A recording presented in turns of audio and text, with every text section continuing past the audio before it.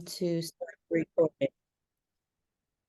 Okay, great. Thank you, Amy and Emily, for inviting me to talk to your group, and thanks everybody for being here.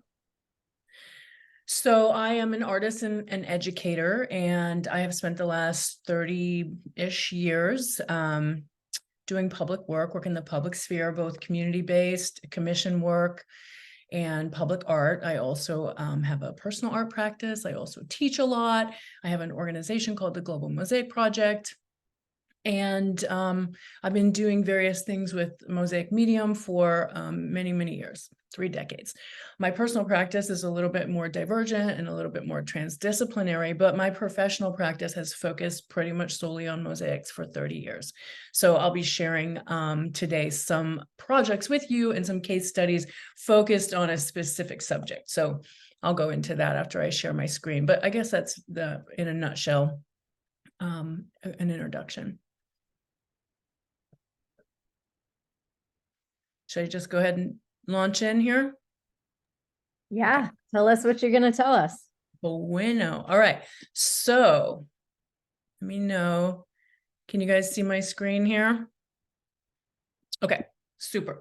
All right. So when I was invited to give this talk, I was like, oh, what should I talk about?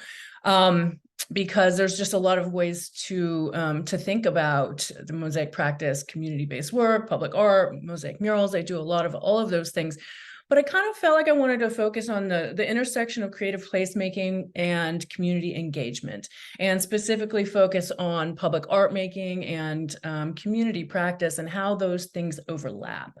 And so that is what I'm going to be focusing on. Before I start, though, I do want to give props to my mentor, Isaiah Zagar. I'm sure that a lot, if not all of you, know who he is. But I saw his work in 1990, wrote him a letter, and then went and did an apprenticeship with him in 1991. And that's how I got started doing mosaic murals and public art. So Isaiah's wife, Julia, who is also a dear, dear, dear friend of mine, she is on the call today. Isaiah can't be here, but hopefully he'll watch the recording. So I started my professional practice kind of early on. You know, it wasn't something I decided to do as a career. I was in my early 20s. So what I started doing was continuing what I was doing with Isaiah, meaning I continued doing architectural work. And that's really what I like to do. And I also love community engagement. I like working with all ages of people. And I'm really a big advocate of creative practice as a way to co-regulate with our fellow humans in the world. And I just think making things is, it's just a wonderful way to be with other people. So I guess I'll leave it at that. But I think I'm kind of like, I'm wired for teaching and making and traveling. And so I feel like I've kind of created a life that really kind of jives with like who I am. So right now, what I want to share with you guys are just a few case studies. Okay, so I want to talk about the intersection of like creative practice, community practice and public art, but I also kind of want to touch on a few things that come up in every single project. So every project is different, I'm sure you all know, but through these few case studies that I'm going to share with you, we'll talk about design development, planning and organization. We'll talk about different methods of project execution. I'll have examples of those things. I'll touch on working with civic agencies and Percent for Art programs and nonprofits and also commercial clients as well. I'm just going to do a little touch on the application and proposal process for public projects and other projects that are in the public sphere but might not be funded through like a public agency. So the term public art can be a little bit flexible sometimes. So we'll kind of talk about what that means as well. I'll talk about the creation process for some of these projects. We'll talk about budget considerations and also relationship building.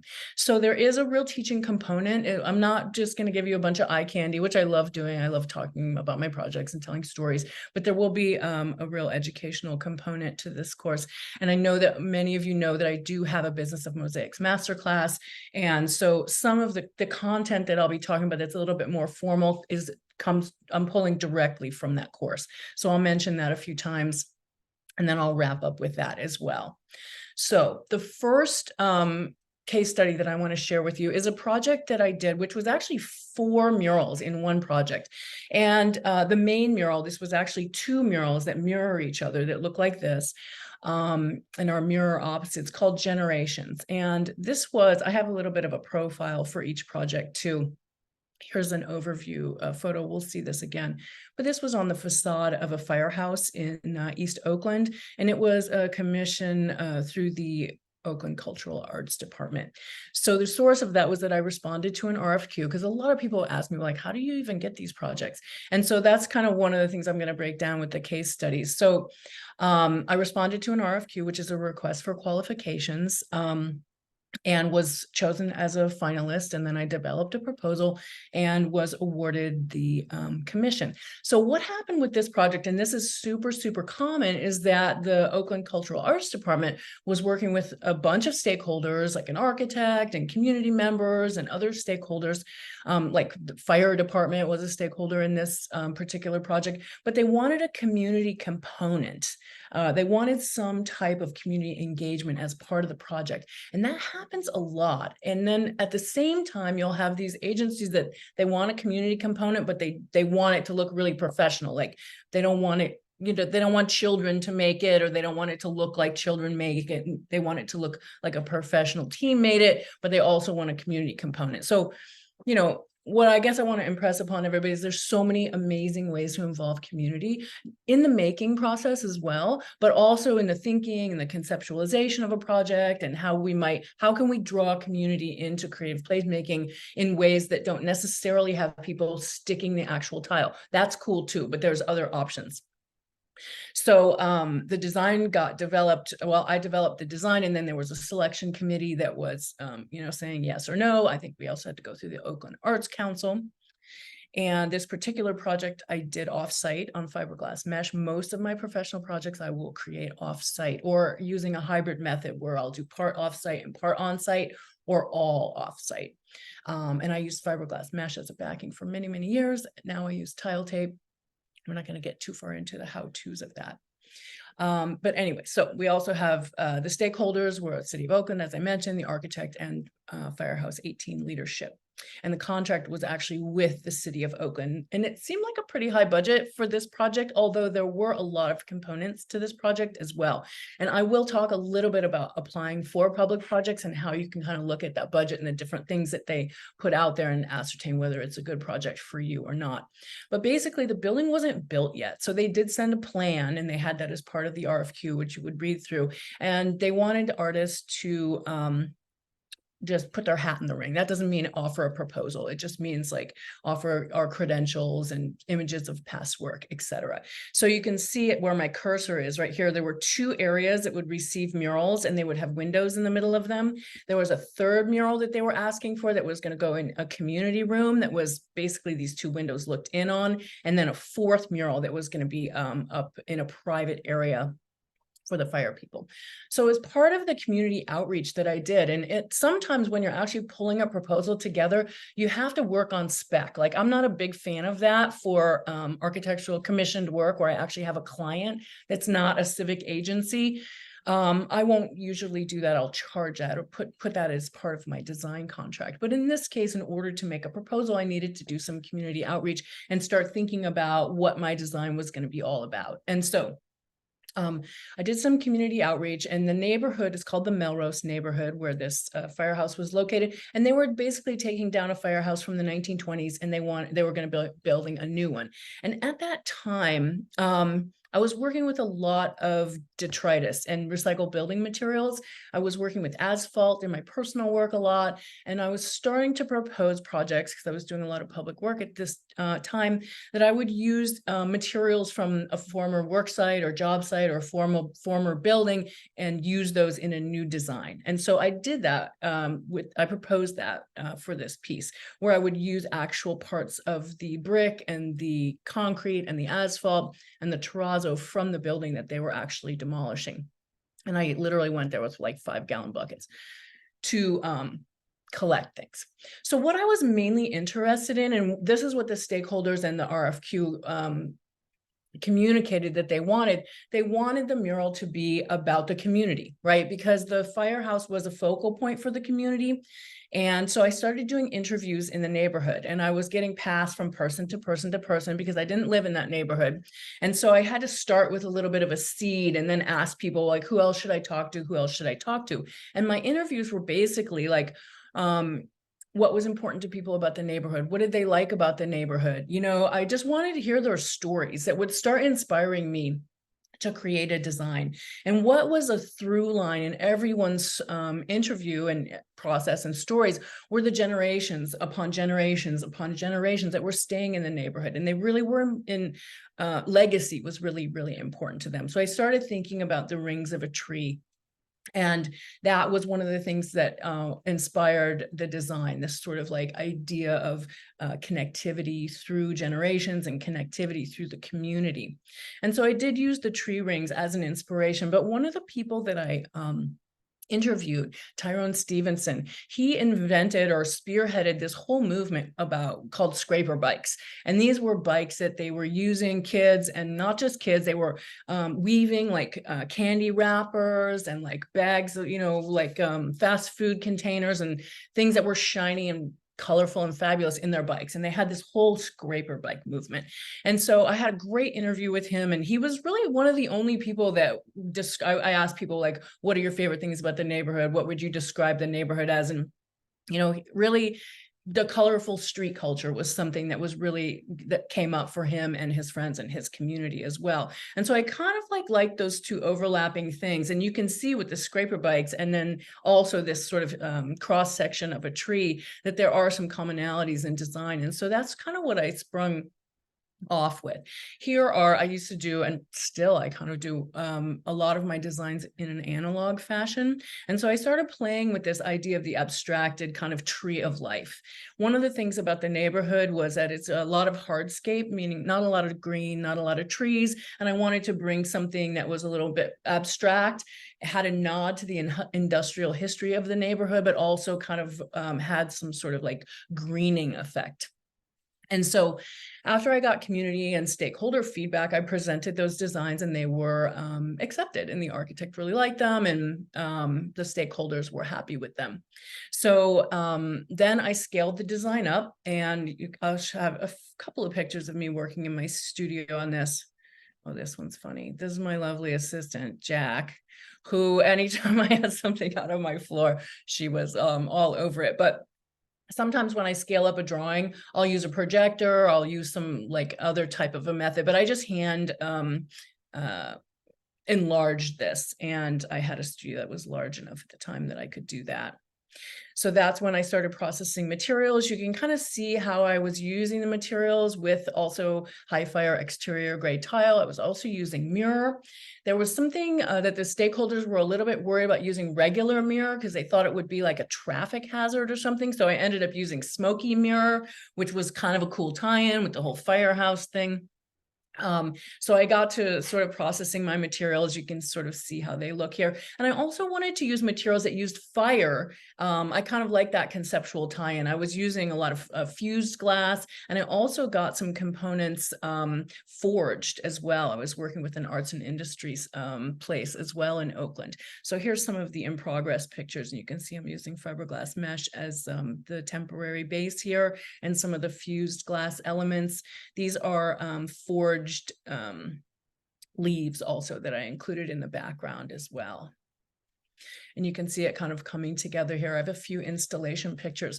One of the things that came up though with the stakeholders is that there was a person from the Firehouse 18 that was on the selection committee and was there for all the design reviews. And that person vetted the designs and in fact, quote unquote, said, I love the designs. But when they took that back to the Firehouse, some of the I'm just going to say, sorry. So some of the fire bros were upset that there was nothing fire related in the mural. Like, I think they expected to see some kind of like more of a visual kind of montage that had to do with fire, right? And fire people. And so that became a little bit of a point of, you know, I don't know, it wasn't really a point of contention. It was just something that came up that when that one representative from the Firehouse took it back to her community in the Firehouse, they wanted to see something that reflected them a little bit more. So what I decided to propose was getting historical photographs of fire people and the Firehouse, specifically that one, transferred onto anodized aluminum and set those in the center of these rings here. And so we did a whole kind of like collecting photos. Some people were taking new photos so that we could include historical photos in the centers of some of those like tree slices or floral, abstracted floral images. So we left those blank and we put those in at the end. You can sort of see what's happening here with this was a tough install actually. And these are some of the things that come up. This was an OSHA site and it was like really, really strict. We had to have, it was one of the stricter job sites that I've been on. And in this case, we were not able to lay out our mural first. Usually I'll lay the whole thing out like on the job site and then we'll install it piece by piece. But in this case, we had to really rely on our coding system so that we could take all of our pieces up on the scaffolding. There was a lot of contractual issues in this particular project. It was interfacing with, there was a huge construction company. There were stakeholders, but then there were also a lot of like industry professionals that we had to interface with. And here's one of the pictures of the final. I think this turned out really great. With these images. So you can see this piece from far away, but also when you approach it, there's like another story that happens and another story that emerges. And you can kind of, you might not have noticed it in the original photo that I put up, but you can see that in the centers of most of these are these historical photos on aluminum. And then there is another mural, as I mentioned, in the community room, which these two windows look into. So I did another tree of life and we used words as like part of the actual floral part or leaves of the tree. And I continue to pull in that those recycled building materials into some of those circular forms. And then the fire people really, that team in the Firehouse really, really wanted something that was like really only for them. And so, so the fourth mural really had to do very, very specifically with their fire community. The initial RFQ and the stakeholders was more of like, this is a community mural, but the fire people really wanted something that was like just for them. So we had this nice piece here too, and had a historical photo transferred onto tile. So I was bringing up a lot of things. I was saying RFQ and application and committees and things like that. So I just wanted to pop out like a couple of things here. And this could be, you know, these are my words of wisdom. This is my advice. These are some tips, I guess. It's definitely not an exhaustive sort of like teaching sort of situation, but I do want to, for those of you who are interested in applying for public projects, I would say the following. Only apply for projects that you actually qualified for. What really worked for me in my career is that I started small. So it wasn't like I went right out of the gate applying for a project that had like a $50,000 budget, right? What I did was I sort of seeded my portfolio with smaller projects in smaller suburbs in the Bay Area. That's where I lived at the time, where I would look at an RFQ, request for qualifications, and see budgets that were more in like the $10,000, $15,000 range, so that I could start building my experience. Because what they really look for is these selection committees want to know that you can handle a budget like that. They want to know that you're experienced. They want to know that you have a game plan. So you really want to be sure that you are very, very experienced in what you're like saying that you're going to do. So a couple more tips. I never respond to RFPs, which are requests for proposals. I do not give away my designs for free. I will apply for an RFQ or request for qualifications, but if someone asks me to draw a design out, I usually will pass on that.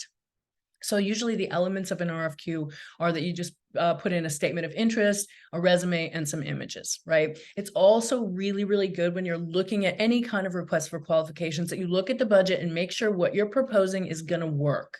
And if you don't know how to do that, okay, that's where the, you know, my business class really, really covers that a lot. That's not the only place you can get that information, but don't guess. Okay. I've heard so many of my students in the past that they were just like way over budget because they just didn't understand how to like balance a budget like that. Also checking the timeline. Okay, I probably should edit this out. Be very considered, okay? Everything that you're putting out there. You don't want to be like, the sky's the limit, your greatest idea ever, keep pulling out more and more and more. You want to really be considered about what you're proposing. And you also, and this is a really important thing, assess your personal and business goals and your vision. Does any project that you're applying for, whether it's a commission, whether it's a public art opportunity, does it align with your values? Does it align with your goals? Does it align with your vision? Okay. All right. So generally speaking, a proposal for a public project, and you can extrapolate, this can go for proposals for other types of projects, will include a project description and a conceptual approach. You'll talk about how you're going to actually put it together. Sometimes they'll ask for a little model, definitely a scale drawing. They might ask for material samples, definitely a budget. People ask for a budget right out of the gate there, a timeline, and any information about something that you're going to subcontract out, like fabrication. Okay. So a few tips for those of you who are responding to public art calls. You want to be able to speak with confidence and answer people's questions. I've been on both sides. I've been on the presenting end of a public art committee and the deciding end of a public art committee. And so I have found that when people are BSing, like, I can tell, I've been able to tell when people actually have not done what they're proposing they want to do before. And I don't think that an actual public art job is the place to experiment with something like that. So I recommend not proposing experimental processes or approaches that you're not experienced with. You also want to kind of like put on your, put on your big person pants, because you might have to do some public speaking, which is really nerve-wracking for some people. You might have to go to in-person meetings and make presentations and site visits as well. Here's a few things that an RFQ consists of. I think I mentioned this already, so I think I'll accelerate through here. And these are usually the decision criteria that a committee will decide. They'll look at your previous work and see if it fits, if they like it, if it's appropriate for the proposed site, if you have experience doing projects of similar scope. That's really important. If you have knowledge of the fabrication and installation processes that you're proposing, if you can work with a team of professionals, if you can handle all the elements of the project, especially the project budget. Okay. All right, so another one of the other sort of case studies that I want to show you is another Percent for Art project, or another civic project rather, that was commissioned through the San Francisco Arts Commission, and it was for 3 giant sculptures. And so I also responded to an RFQ for this one as well. And these were going to be sited in an area of San Francisco, in the southern part of San Francisco, that was pretty foggy and not very sunny. And that's why I ended up proposing a series of suns, actually. So my design was approved by I made it to like the 2nd tier. It was approved by the selection committee. And then I created the pieces in my studio on concrete forms that I had fabricated. Okay. So the budget for this project was about $45,000, but I have to say it took so long. Some of these public projects, a lot of people think like public projects are like the pinnacle, like you want to get public work, which is great. It's so nice to have your work in the public sphere, but there are many ways to do that. And commissioning through a public agency, sometimes the timeline, the budget might seem good, but the timeline takes so long. So there are some things that you can think about. It's like, how do I weigh this with my like personal business vision? If this budget is going to drag out for multiple years, how do I balance that with my other projects, etc.? So this is where these were going. I had these in my studio for quite some time. Here's some of the production shots. You can see these are pretty big. So I was lucky enough to have a really big studio, because I had to store these, you guys, for a long time, because there was a lot of holdups due to permitting, construction timelines. They weren't finished with the streetscape. A lot of times with these public projects, it's not just you, right? If you're doing somebody's kitchen backsplash, you're like, okay, your backsplash is ready and I'm ready and let's just go do it. But there's all these moving parts with some of these other types of projects where you have to wait for like the sidewalk to go in and stuff like that. So there was a lot of waiting on this one. And then finally, we got the clearance to install them. So I have a couple of installation photos for you guys. I'm not going to talk about how that goes down, but I hired a company to do that for me. So that's another thing you want to think about when you're creating a budget for public art is who's going to do something for you that you can't do, right? So I don't make my own giant, perfect concrete balls, right? That's something that I hired out, nor do I have a forklift or a team that I can install these with. So that's not really under my purview. So I'm hiring people. So those are things that you want to think about when you're putting a budget together. And I know a lot of people get really excited about sculptural work, you know, like 3D is somehow better than a mural, but, and you know, whatever, 3D is not necessarily better than a mural, but you want to remember that if you have a choice, if you have a budget and there's like a project that's being called for, like an artist to propose something, if you propose a sculptural form, that's going to eat up a lot more of the budget than if you propose a mural. Okay, so remember that. I know that seems kind of obvious, but do remember that. And I always like to give props to community advocates. Reverend G was really big. One of these these pieces went right in front of Ingleside Church, and the community, most of the community really loved these pieces, and they still love them. I was just on somebody's like blog or something because they said that this was one of their favorite public art pieces in San Francisco, but there's 3 of them and it's on a triangular corner, and you can kind of see how these look in context. So speaking of budget, because this was an example of a budget of a project that took a really, really long time, it is important when you're putting a budget together is to break every single thing that you're doing down. Now, there was no community component in those sun spheres. They were for the community, but didn't engage anybody in the community. But no matter what the steps are, you want to sit down and you want to literally write all of those things out. So you make sure that you're going to get compensated for all of those things, or you're making a very conscious decision to not get compensated for certain aspects of that. Okay. But breaking that down is really, really important. Okay. So generally with a more of a, like a private commission, say a commercial client with like a business or a nonprofit, you can generate the budget yourself. But for public projects, meaning like city commissions and city funded work, usually they have a budget that's set and it's not flexible at all. And you have to work within that. And so it's important to kind of work backwards.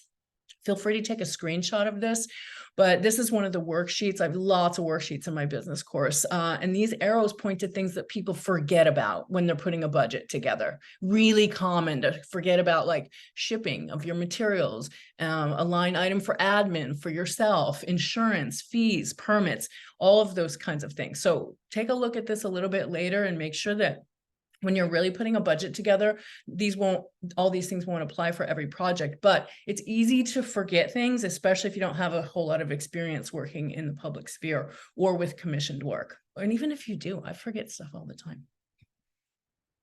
Okay, so this was a fun project that I was contacted by a really amazing organization called the Trust for Public Land. They're a national organization. They make parks for the people.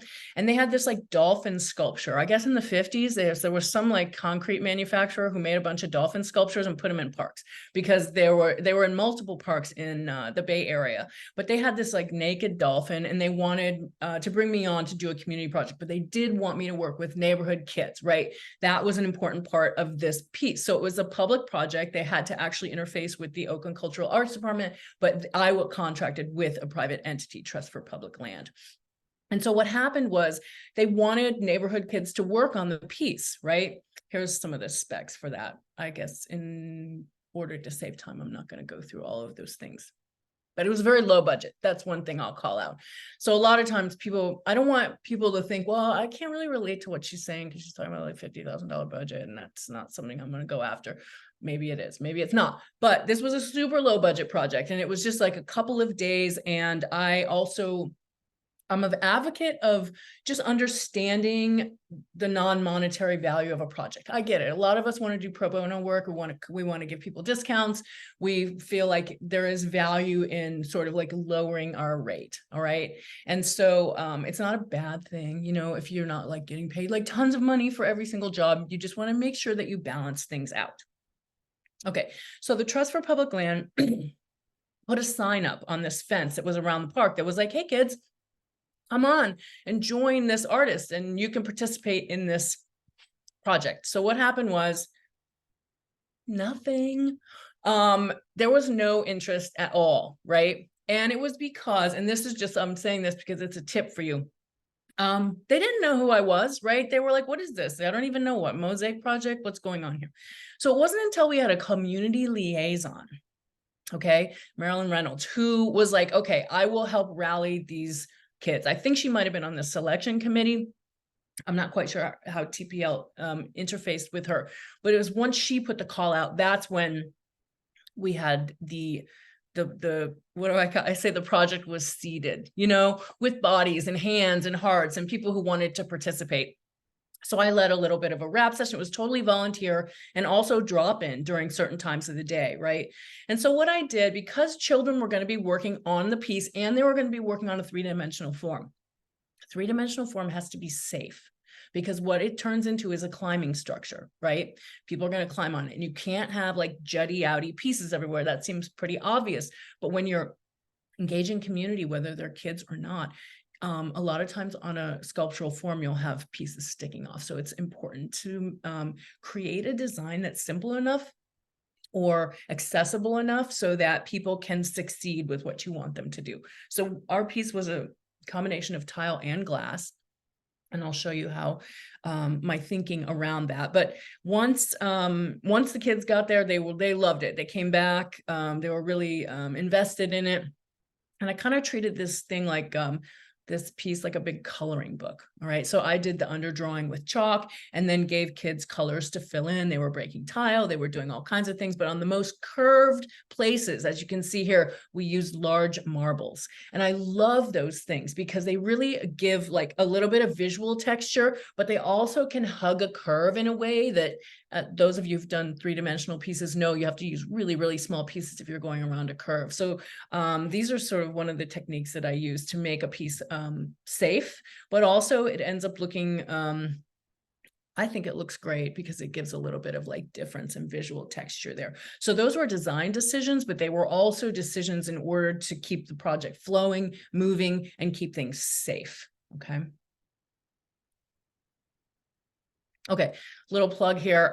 No, it's not a plug, it's a fact. So my business class has tons of sample proposals and contracts for both community projects, architectural commissions, and public art and hybrid projects as well, because a lot of projects don't fit like smoothly or like into one sort of category.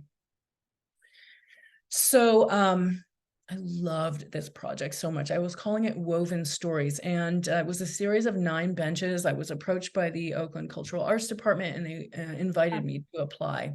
Laurel, I'm going to interrupt you just for a time check. So Okay. We have, I'd say, about 10 minutes before I was hoping to do Q&A. Does that sound feasible? Yep. Okay, Yep. Great. I'll accelerate. Okay, so what I did for this project, again, there was not a community component in that people were going to actually work and stick things together, but there was a community component in the sort of conceptual piece of the project. And so I had been working in Ghana for many, many years. And what I wanted to do was work with youth in the neighborhood, which wasn't too far from where we did that dolphin sculpture, and work with youth in Ghana. And I already had a trip planned to do something, to do somewhat of like a conceptual collaborative piece. And so I also wanted to work with the idea of weaving, and in Ghana, weaving of a specific type of cloth called kente cloth is very, very popular. So what I did is I organized, with the help of Marilyn Reynolds, a couple of rap sessions, one with the kids in West Oakland and one with the kids in Nungwa, Ghana, and asked them what kind of words and what kind of sentiments, what kind of themes they thought were important to have, to know about if we were going to put words on the top of the benches.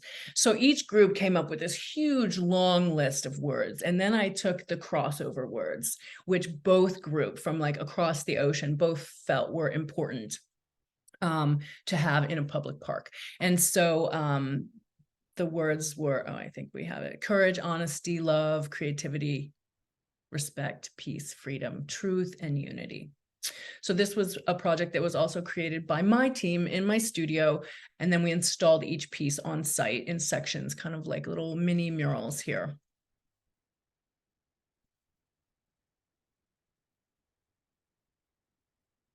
And I also did a little bit of fundraising. This is the group that Marilyn Reynolds helped, she helped facilitate that rap session by having a pizza party at her house. And that is really how we were able to engage community in that piece of it. And then I got a little bit of funding so that we could create the same type of benches with the same words in Nungwa, Ghana, the place where I had been working year after year after year. Okay, so the last example that I have is a project that I did with a private developer, okay, in downtown Oakland. And so this wasn't a little bit different in that these pieces are in the public sphere, but I was contracting with a private client, right? And so I was the one that was able to have the contract and propose what I wanted to do and, say how much it was going to cost, etc. These are my assistants, Yukari and Nicole Weeks. She lives on the East Coast right now. Some of you might be familiar with her work. She worked with me for a really long time. And these were big 20-foot murals. And the client was required to put a certain percentage of their budget to art, to have art on the front of the building. And the theme we decided was that we wanted to celebrate the arts in Oakland. And so each of the murals had a different theme. One was music, dance, line, and form. We did one inspired by poetry, craft, and innovation. And they were all very abstract, as you can see. And well, I don't think we have time for a side story, but one of my Haitian students, long time student, just came to the United States on a humanitarian visa, and we were able to visit these murals together a couple of weeks ago. So essential aspects of the creation process. I think I'm just going to kind of paraphrase this. If you guys want to take a page shot of this, or certainly you can look at it later, but using best practices in the creation process is really, really important. Also understanding the processes that you're going to be using and why. So having kind of an encyclopedia of ways and means is really important so that you can understand which of these approaches would work best for a specific project. In this case, of course, working offsite was going to work the best, but we made a bunch of decisions based on the fact that these were super tall and skinny, and that we needed a scissor lift to actually install them. I do want to say just a couple of things here that I do not recommend using methods that apply to interior fine art or craft-based mosaics and thinking that you can those are going to apply to architectural projects. It's really, really important that you actually use tile setting standards when you're working with public art, exterior work, permanent architectural projects. Okay, you want to make sure that your materials are specified for the climate and the environment, and that you're not experimenting, okay? There are experts out there that you can check with to make sure. And I think that somebody who tells you that they put a can of tesserae in their freezer for 2 weeks and it was fine, that is not a measure of fineness in terms of how your materials are actually going to work. Okay, so I am a stickler about contracts, you guys. And so I feel what I will leave you without going through too, and I know I'm probably going to go away a little bit over, is that you want to read everybody's contract very, very carefully and make sure it works for you. Just because a company, an entity, a civic organization, a nonprofit presents you with a contract, that doesn't mean you're going to agree with everything in there. So with most public projects, it's sort of their way or the highway. But if it's not a civic contract, usually you can add your terms, and even if it is a civic contract, you can add your terms as an addendum. You want to really make sure that these things work for you, okay? Also, you want to be careful not to think that a community project is contracted the same way as something that you have total control over and that you're making with your team in your studio. So it's really important to have a bunch of different approaches. That's why I have templates for different types of projects in terms of how to propose and how to contract for those things. Okay, a couple of examples. And Emily, let me know if we're getting down to 60 seconds here. One of the things, these are sort of red flag sort of stories. One of the things that happened with this project is that it was a pretty low budget project. It was one of those projects that I recommend that you go for I think it was more in the $15,000 range. But the fact that I had a 3-dimensional form made really ate up a lot of that budget. Now, what it did do was it helped to grow my portfolio, and I took less of a profit in order to build my portfolio in the direction that I wanted to build it in. Okay, so that's very valuable. But also thinking about the payment schedule also didn't really work very well for this piece, because they proposed a specific payment schedule that was in thirds. Whereas I would have been like, no, this is my payment schedule, because there's so much out of pocket that you have to put forward if you're going to get a form made first, that then, unless you have a lot of working capital, that can get difficult. So that was one of the things about this project. I love the way it turned out. And again, I used those half marbles in order to create a little bit of visual texture without creating danger. Okay, because this was going to be in a kid's park. This is another contractual issue that got a little bit sticky. And every time something ever gets sticky for a project, I will edit my contract and include something that will make it easier next time, right? So I've built these contracts that over years and years and years of experience. So in this case, a couple of things happened where the client was very particular about like something that was changed during the design process, but it was like in my mind, a very minuscule thing, but they got really stuck on it. It was something about like, in the design, these were outlined. And then when we executed it, I made the decision that I thought it would look better without an outline. And they got really freaked out about that. So now I have something in my contract that protects me that says with small changes, artistic license, I have wording that allows me to make small changes at my discretion if it doesn't really change the overall feeling of the design. The other thing that happened with this project is that when we got to the job site, I brought my team there, we like masked everything, we laid everything out, we got all ready, and it turned out that the waterproofing that they had put on the bottom was coming up. Right. And so that we couldn't install. And so we had to like clean everything up, leave, they had to fix it. It was the whole thing. So now I have language in my contract that also protects me from that happening as well. And then the last example of something that was a little bit of a sticking point is when I did a series of murals for a hospital in Jacmel, Haiti. Originally, they wanted the children's organization that I worked with to design the murals, but they were designing murals that were very kid-like, right? And the stakeholders, which was the Canadian Red Cross and the Japanese government, they didn't want they didn't want murals that look like kids designed them. And I was like, well, okay, they are kids. So they hired my company instead to do that. And then they had some of the stakeholders were coming up with ideas for designs, like some of the doctors actually. And they were like, well, we want a doctor and we want a nurse. We want somebody getting checked with a stethoscope. And I was like, oh gosh, really? Is that really what you want in your like waiting room? So one of the things that was submitted was that they wanted this design, which I don't know if it was pinched from the internet or what, but I basically said no. I was like, I am not going to make, well, I didn't say it like this. You have to be really like tender about these things. Why do you want to be in the waiting room of a hospital, which is a drag to be there anyways, and look at a mural of other people standing around waiting? Like, to me, that didn't seem like the most like uplifting thing as in terms of like a theme for a mural. And so I very gently suggested that we use butterfly silhouettes instead. And why don't we pull in something that has something a little bit more to do with the community and give people something to read? So we, came up with a series of words and translated them in both in French and in Creole. And so I just wanted to put this down here just to show you kind of like sometimes you have to kind of gently like push, you have to educate people sometimes and be like, well, that would be interesting to have a mural of a lot of people standing around that you could look at while you're standing around, but it might be also interesting to have something like this in such a gentle way. Anyway, they were very happy with the project. A few of the creation pieces, which I'll just end here. I am going to skip a couple of slides. It's going to seem like I'm not talking about this, but What did happen is that I did want to give the kids a chance actually to design something. And so I talked the Canadian Red Cross into letting us do the children's ward. And so I was able to engage like a whole lot of kids to make drawings and designs. And I ended up engaging community in the United States to translate these kids' designs. And we did a whole new part of the hospital as well. So it created more jobs for people. I hired the kids, the teenagers from the organization I work with, to be my production team.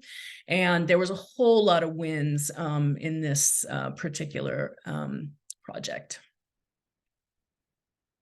Which brings me to conclude with how important relationship building is.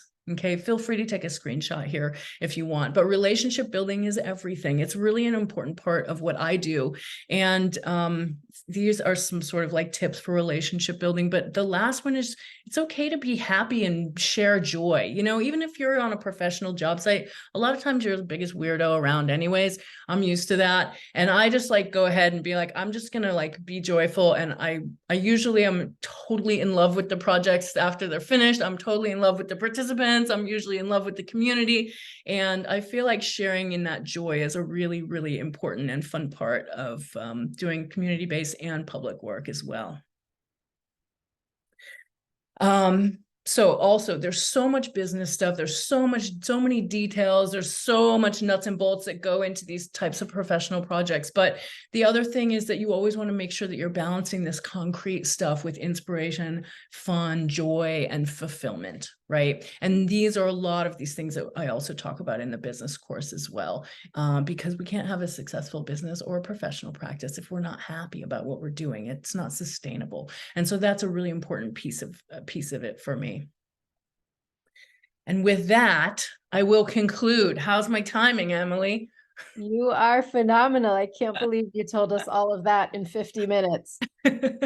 My daughter's been doing debate, and I know she's learning to talk as fast as she can. So I think you'd be a candidate for that too. So I have not seen any questions yet in the chat, but I know that's not because people don't have questions. So if any of you have comments, have questions, have ideas that you would like to talk to Laurel about, you can either write them in the chat, or if you would like to say something out loud, just write that in the chat and I'll have you take yourself off mute. So to start, we do have a question from Elizabeth. Who makes your sculptural forms? Well, I wish I could tell you that so that you would not have to worry about that and that this company could get your business, but they don't do it anymore. It was a company called Bay Foam.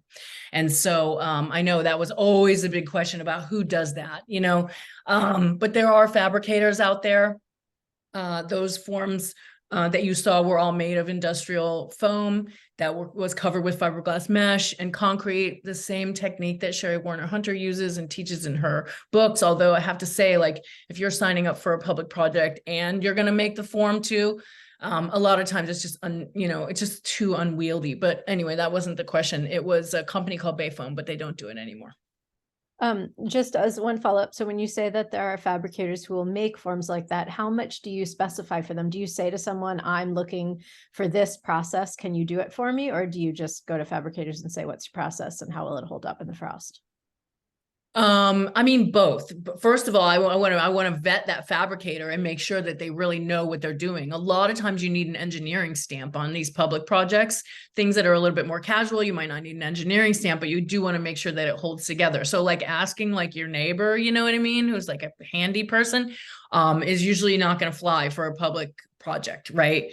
And so I just do a lot of research is what I make sure that I do, so that I know that, and I know enough in my practice to know if what they're doing is sound. And I knew, so I guess I come at it from both ways. But the other thing too is when you're coming up with a budget for a project, you kind of have to go to the fabricator first, right? It's really hard to take a guess. So it's like, so say you apply for a project and you made it to the second round and you're like, oh, I want to do a giant mosaic bunny. But before you propose the giant mosaic bunny, you have to find out who's going to make it and what they're going to charge you. And, all of these other things in order to make sure that the budget works, which is another reason why a lot of times I'll use a simpler form.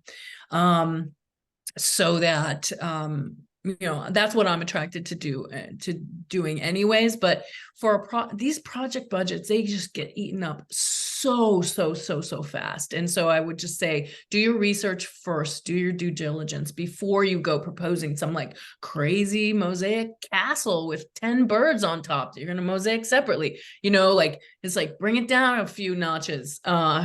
That's what that would be. Start small. All right, thanks. Okay, we've got the questions coming in fast and furious now. So Susan is wondering, how can she sign up to help with one of your projects?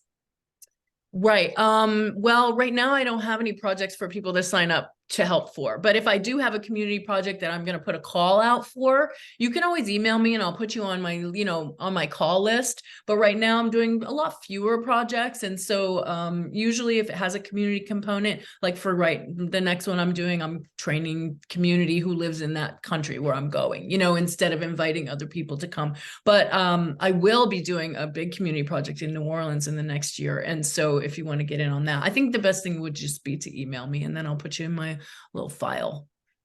Great. So we have a member, Anne, who I know lives in Maine, and she's asking, have you worked in cold climates, especially with a walkway? So do you have experience with that? Mm-hmm. Okay, so I've worked in cold climates and I've done a lot of pavement work as well. What you need to do is you need to follow tile setting standards. All right. And so if you're going to be doing one thing I would stay away from on pavements is vitreous glass tile.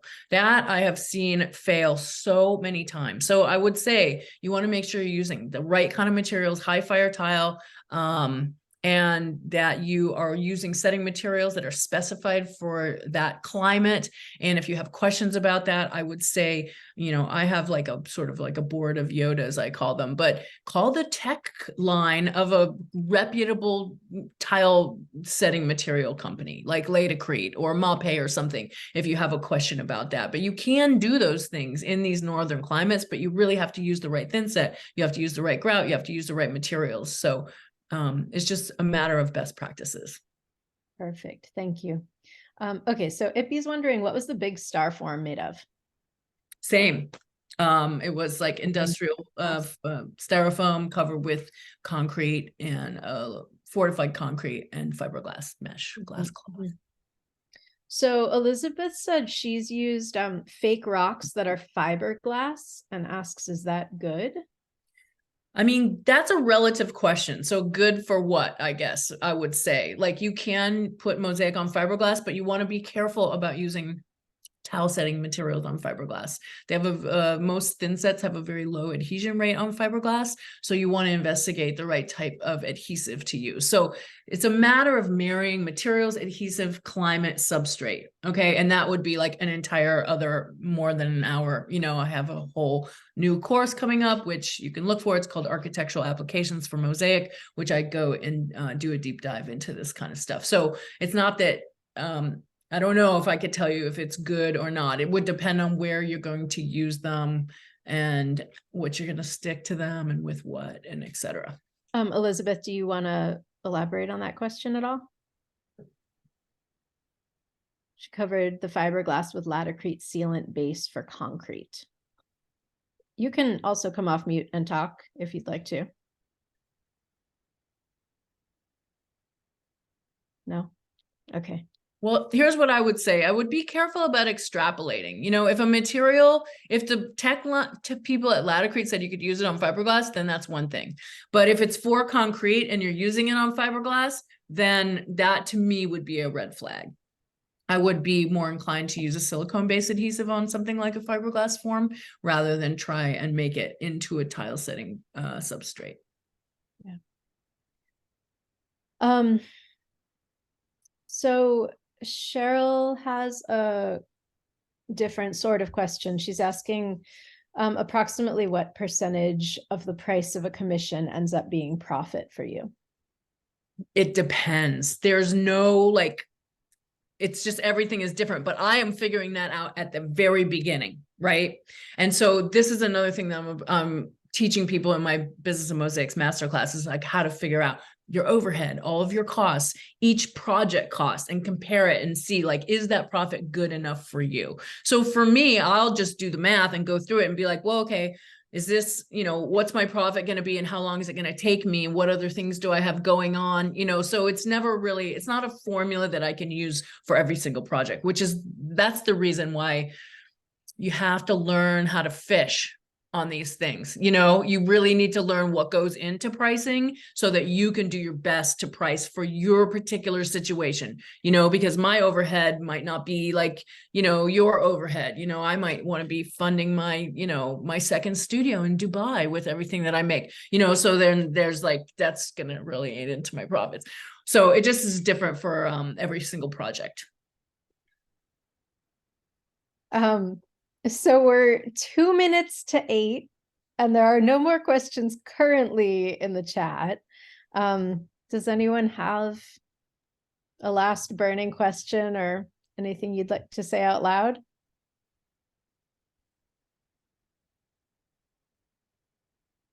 I'll say one more thing on the whole what percentage of profit question.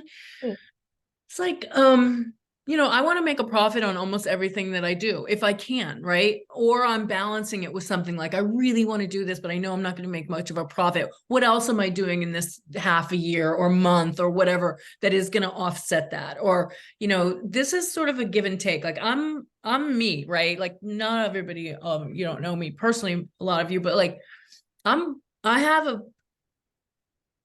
have a real sense of professionalism, but I'm also like a total free bird, and I also want to do what I want to do. And so like, this is how I like move through the world. It's like, I need to be realistic because I support myself on my mosaic work and have for my entire adult life. So I need to make decisions that keep me going, but I also want to stay happy. And I'm not like interested in like, I don't want to do a mural for Walmart or whatever, so I'm making decisions that like are based on my value system and my energy at the time and what else is going on. And so I think that's why really personalizing any business aspect of your creative practice is just that. It's very, very personal, right? And that's why there's no formula. If I had a formula, it might not work for any of y'all. You got to make your own formula. So that's what I try to teach people how to do. How do you make your own formula? Yeah, those are really good reminders. Karen is actually wondering where you're located right now. You mean in this very moment? So like, are you still in the Bay Area? Are you based out of somewhere new? Or well, I live in Portland, Oregon, in the Pacific Northwest, and I've been there for 5 years. I moved there very quietly 5 years ago from New Orleans, but I happen to be in New Orleans right this very minute because I've been visiting for the last week, but I'm based in Portland. That's great. Thanks. Okay, Corinne, I see your hand. Yes.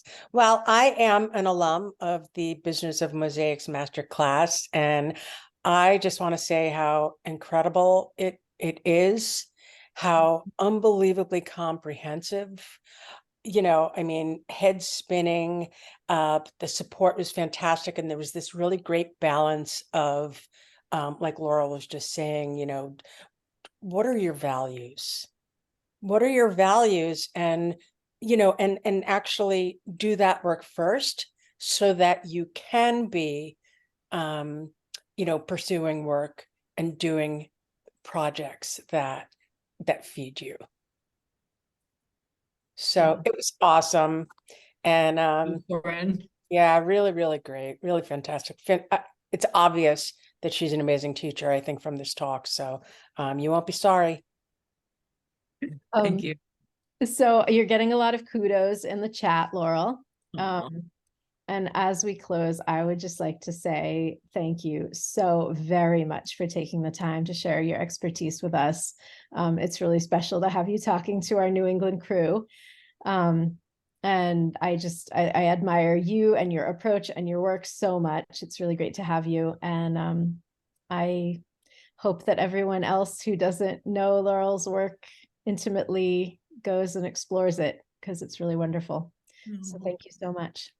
Thanks, Emily. Yes. Can I just ask a quick question, as people were wondering how to get in touch with her? Can you put your website or your contact in the chat so we know how to reach you if we wanted to sign up for a mailing list? Yes. Thank you. And thank you, Emily and Amy, for an awesome workshop yet again. You'll have to suggest more for the future, because we're always looking for new ideas of who to invite. So please keep that in mind. And any of you who are not NEMS members but have joined us for tonight, I encourage you to join. It is a very low membership fee, totally worth it. You will not believe how much you get from being a member, just in terms of exposure to things, but people to talk to and ideas. It's really wonderful. So again, Laurel, thank you so much. Great to see you all tonight. Thanks, everybody. Have a great night. Bye, everyone. Thanks for coming. Mwah.